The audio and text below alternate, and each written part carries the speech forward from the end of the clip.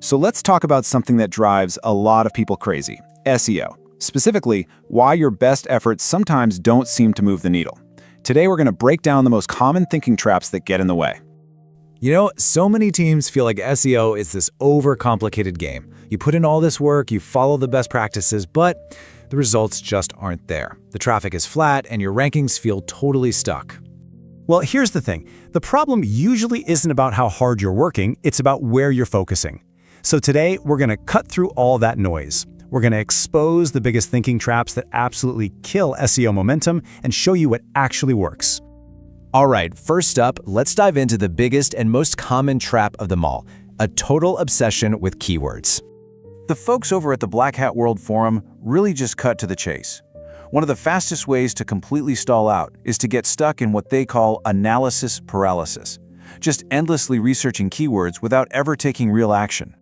See, the trap is focusing on these raw numbers, like keyword volume or difficulty. But what really matters is search intent. You have to ask, what is the user actually looking for? Are they just trying to learn something? Are they comparing products? Or are they ready to pull out their credit card? Success comes from matching that intent, and then, once they're on your page, persuading them with copy that actually solves their problem. Okay, let's move on to our second trap. And this one often comes directly from using SEO tools without really thinking about the context, and that is blindly trusting the SEO score. We've all been there, right? You can spend hours tweaking your article, checking every single box in your content tool until you get that perfect score, and your page still ends up buried on page 3 or 4 of Google, where no one will ever see it. And as SEO expert Khosradash explains, this happens because those automated scores, well, they miss the most important stuff, the human elements that actually drive rankings, like good sales copy and a real understanding of what the user wants. Okay, so check this out. This case study is a perfect real-world example. It shows a law firm's article that got a super high score from a popular tool. So, on paper, it looked like a huge success.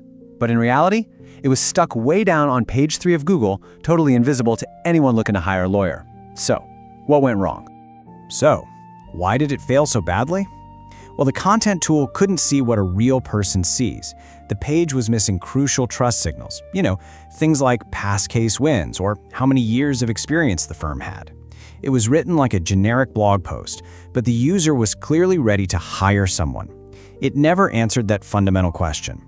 Why should I choose this firm? And this whole story leads us perfectly into our third big trap, letting your tools dictate your entire strategy instead of just informing it.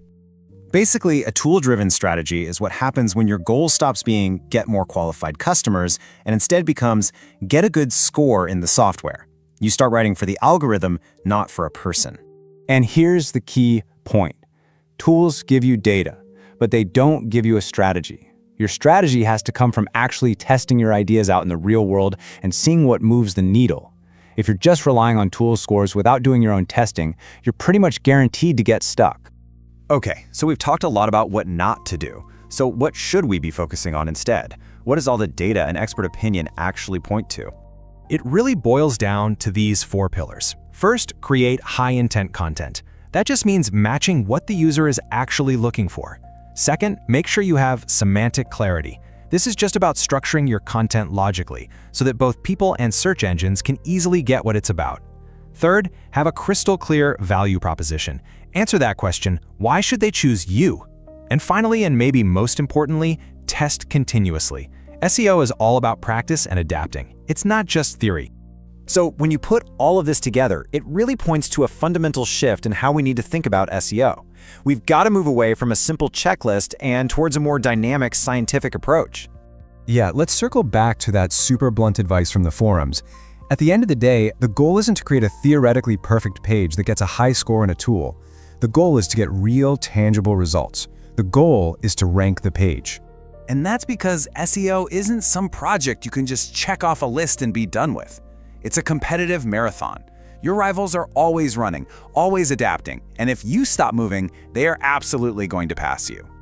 So the final takeaway is this. The winner in SEO isn't the person with the perfect theory or the highest content score. The winner is the one who can test, learn from what happens, and adapt faster than everybody else in the race.